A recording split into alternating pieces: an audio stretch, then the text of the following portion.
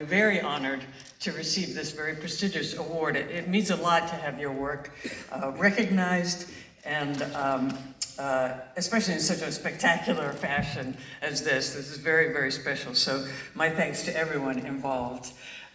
Being able to act and have the career that I have had has meant everything to me. But I didn't always dream of being an actor. No, it wasn't until I was 3 years old that I decided that acting was my destiny. Between the ages of 1 and 2, really, I don't remember what I wanted to be. But at 3, evidently, I announced to my parents that I intended to be an actor in films. I don't remember that, but they certainly do. I don't know what I could have seen that inspired me. I mean, how did I even know that acting was a job that people could have at that age? But my goal never wavered. There was nothing else I could possibly imagine myself doing. Well, there was one Christmas season where I was young, and I thought perhaps I would instead try to have a career wrapping presents in Bloomingdale's. That was really the only other option that I ever entertained.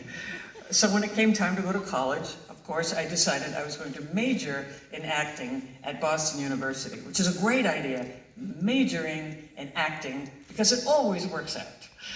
I had no idea. My parents had no idea. We were very far removed from anything to do with show business. My folks were both from very small towns. My dad built our house. My mom grew all of our food. I think they would have been Amish if they had heard of it.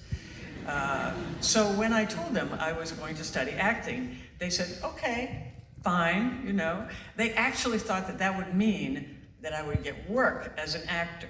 I guess I did too, because whatever the odds, I had this sort of idiotic, unshakable faith that I was going to be an actor. So my very first role was a small part in the movie Tootsie. You saw a little clip of that. I mean, how impossibly fortunate was that, with Sidney Pollack as the director and starring Dustin Hoffman. So I was home once and I overheard the neighbor talking to my mother, and she said, "This is amazing, nobody can believe it, it's so unbelievable." And my mom said, "Well, she studied acting in college." Yeah. Here's an embarrassing little story to illustrate just how confident I was, so sure that I would succeed. My very first class at BU was a kind of an orientation, and the professor was talking to us. There were about 100 incoming freshmen, and he said, the professor said, "You know, I have to tell you, you've chosen an incredibly difficult profession. In fact, probably only about 1% of you will ever be able to earn your living as an actor." And I swear, I thought, oh, these poor kids.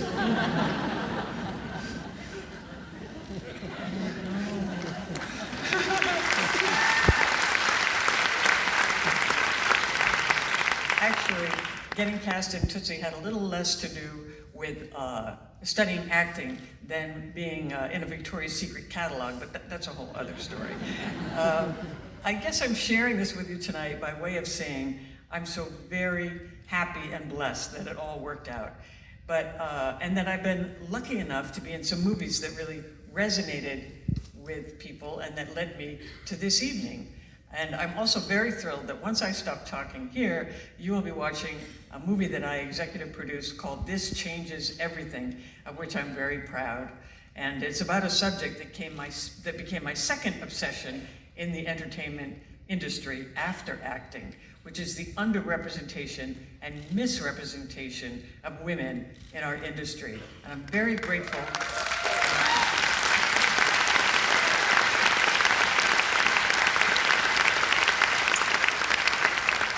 I'm very grateful to our brilliant director, Tom Donahue, for recruiting this extraordinary array of talent that appears in this movie to make the case for more and better representation of women in front of and behind the camera.